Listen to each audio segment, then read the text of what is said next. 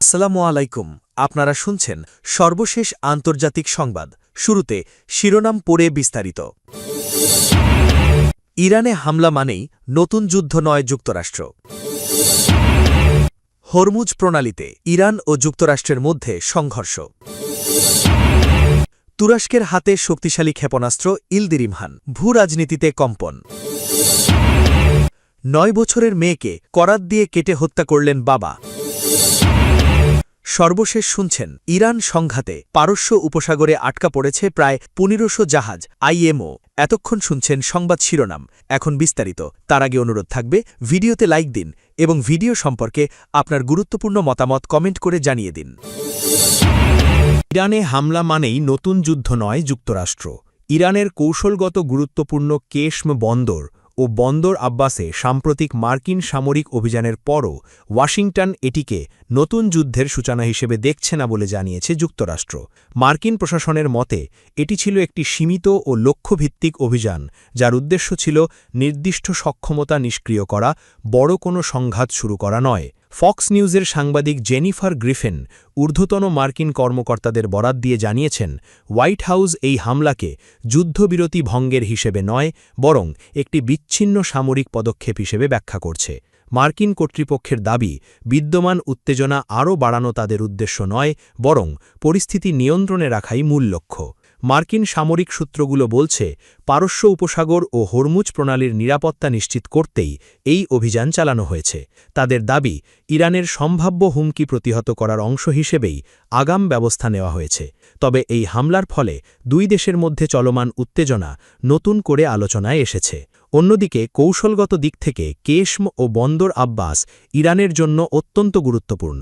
এই অঞ্চলগুলো দেশের সামুদ্রিক বাণিজ্য ও সামরিক নিয়ন্ত্রণের ক্ষেত্রে গুরুত্বপূর্ণ ভূমিকা রাখে। সাম্প্রতিক সময়ে এই এলাকাকে ঘিরে ড্রোন হামলা ও জাহাজ আটকানোর ঘটনায় উত্তেজনা আরও বেড়ে যায়। বিশ্লেষকদের মতে, যুক্তরাষ্ট্রের এই অবস্থান একদিকে উত্তেজনা কমানোর বার্তা দিলেও অন্যদিকে সামরিক উপস্থিতি বজায় রাখারও ইঙ্গিত দিচ্ছে। এতে করে পরিস্থিতি অনিশ্চিত রয়ে যাচ্ছে বলে মনে করছেন তারা।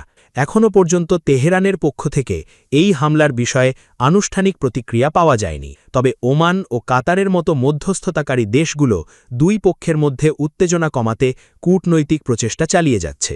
হোয়াইট হাউস বারবার বলছে, তারা নতুন কোনো পূর্ণাঙ্গ যুদ্ধে জড়াতে চায় না, তবে জাতীয় নিরাপত্তা হুমকির মুখে পড়লে কঠোর পদক্ষেপ নেওয়া হবে বলেও তারা স্পষ্ট করেছে। ফলে আন্তর্জাতিক অঙ্গনে এই পরিস্থিতি ঘিরে উদ্বেগ বাড়ছে। বিশ্লেষকদের মতে এখন সবচেয়ে বড় প্রশ্ন হল, ইরান এই হামলার জবাবে কী পদক্ষেপ নেয়, কারণ যে কোনো পাল্টা প্রতিক্রিয়া পারস্য উপসাগরীয় অঞ্চলে নতুন করে বড় ধরনের অস্থিরতা তৈরি করতে পারে। তথ্যসূত্র তাস। হরমুজ প্রণালীতে ইরান ও যুক্তরাষ্ট্রের মধ্যে সংঘর্ষ। ইরানের সামরিক বাহিনী দাবি করেছে, দেশটির আঞ্চলিক জলসীমায় একটি ইরানি তেলবাহী জাহাজকে লক্ষ্য করে যুক্তরাষ্ট্র হামলা চালায়। পরে তারা মার্কিন নৌবাহিনীর জাহাজে পাল্টা হামলা করেছে। এ ঘটনাকে ওয়াশিংটন ও তেহরানের মধ্যকার ভঙ্গুর যুদ্ধবিরতির মধ্যে নতুন উত্তেজনা হিসাবে দেখা হচ্ছে। বৃহস্পতিবার ইরানের খাতাম আল আম্বাজ্জি সেন্ট্রাল হেডকোয়ার্টার্স এক বিবৃতিতে জানায়, যুক্তরাষ্ট্র যুদ্ধবিরতি লঙ্ঘন করে কেশম দ্বীপসহ বেসামরিক এলাকায় বিমান হামলাও চালিয়েছে।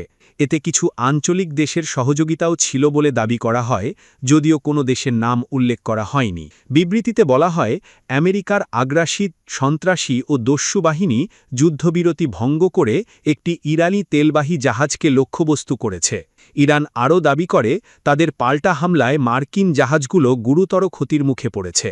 ইরানের সামরিক বাহিনী সতর্ক করে বলেছে, অপরাধী ও আগ্রাসী আমেরিকা এবং তাদের মিত্ররা জেনে রাখুক, ইসলামী প্রজাতন্ত্র ইরান অতীতের মতোই যে কোনো আগ্রাসনের জবাব কঠোরভাবে দেবে। ইসলামিক রেভলিউশনারি গার্ড কর্পস নৌবাহিনী জানায়, যুক্তরাষ্ট্রের যুদ্ধবিরতি লঙ্ঘনের জবাবে তারা ব্যালিস্টিক ক্ষেপণাস্ত্র, জাহাজ বিধ্বংসী ক্রুজ ক্ষেপণাস্ত্র এবং উচ্চ বিস্ফোরক বহনকারী ড্রোন ব্যবহার করেছে।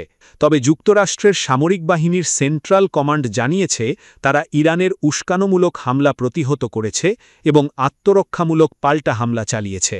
সেন্টকমের দাবি, মার্কিন কোনো স্থাপনা বা জাহাজ ক্ষতিগ্রস্ত হয়নি। তারা আরও জানায়, যুক্তরাষ্ট্র পরিস্থিতি আরও উত্তেজিত করতে চায় না, তবে মার্কিন বাহিনী রক্ষায় সবসময় প্রস্তুত রয়েছে।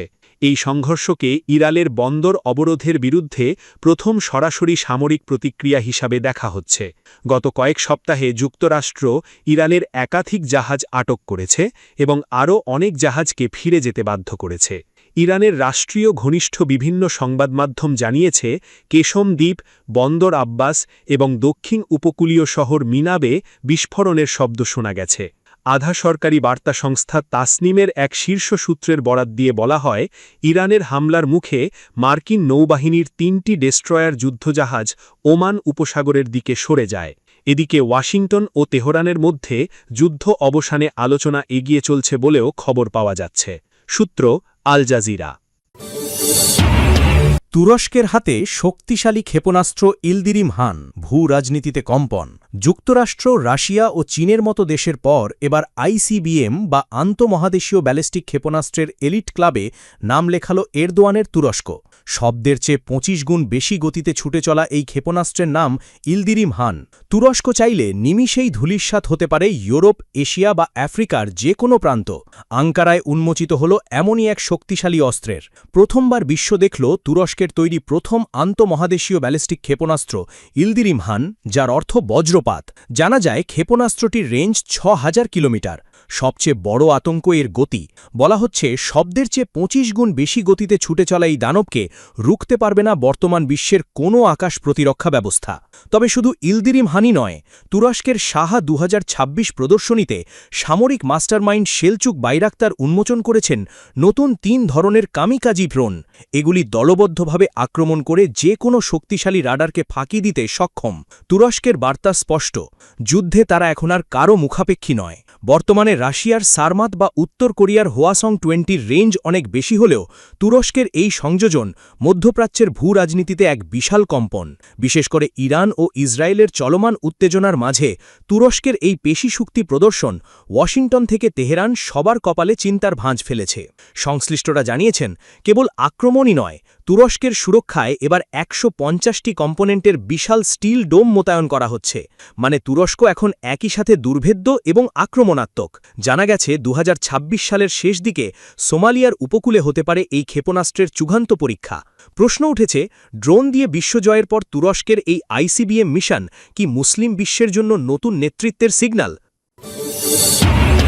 ৯ বছরের মেয়েকে করাত দিয়ে কেটে হত্যা করলেন বাবা। ভারতের পুনের দোন্দ তালুকার দেউলগাঁও রাজেগ্রামে ঘটে গেছে এক নৃশংস ও রোমহর্ষক হত্যাকাণ্ড। ক্লাসে সৎ ভাইয়ের প্রথম হওয়ার মার্কশিটে কাটছাঁচ করার অভিযোগে নিজের ৯ বছর বয়সী কন্যা সন্তানকে ইলেকট্রিক করাত বা চেইন শ দিয়ে হত্যা করেছেন বাবা। পুলিশ জানিয়েছে, অভিযুক্ত বাবার নাম শান্তারাম দুর্যোধন চৌহান। এই হত্যাকাণ্ডে সহযোগিতা এবং তথ্য গোপনের অভিযোগে শান্তারামের স্ত্রী চিঙ্কি ভোসলেকেও গ্রেপ্তার করা হয়েছে।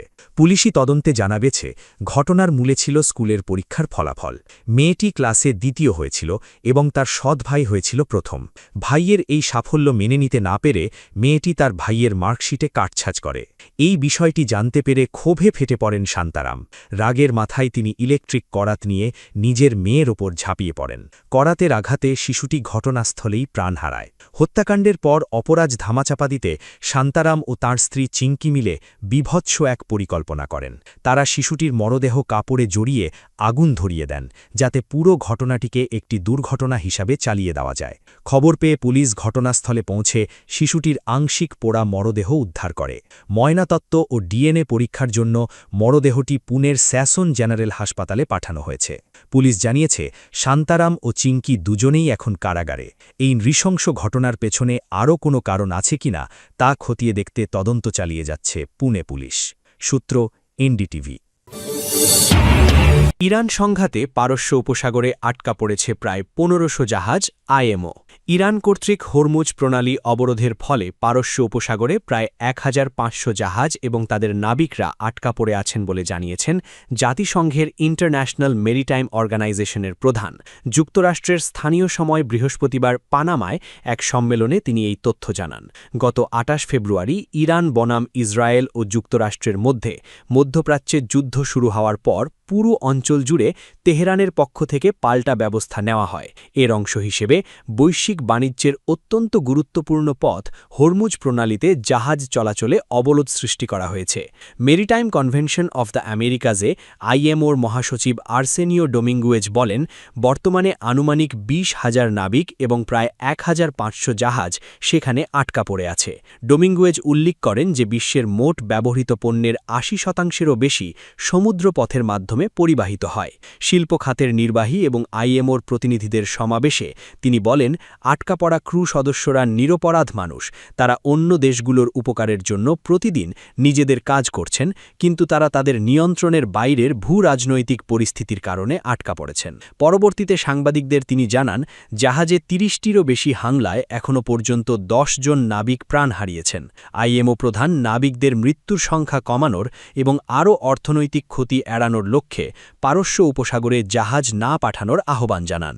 এই সংঘাত শুরু হওয়ার আগে বিশ্বের মোট তেল ও গ্যাসের 5 ভাগের 1 ভাগ হরমুজ প্রণালী দিয়ে যেত। এই পথটি বন্ধ হয়ে যাওয়ায় বিশ্ববাজারে হাইড্রোকার্বন বা জ্বালানি তেলের দাম উল্লেখযোগ্য হারে বৃদ্ধি পেয়েছে। সূত্র মাকাও বিজনেস।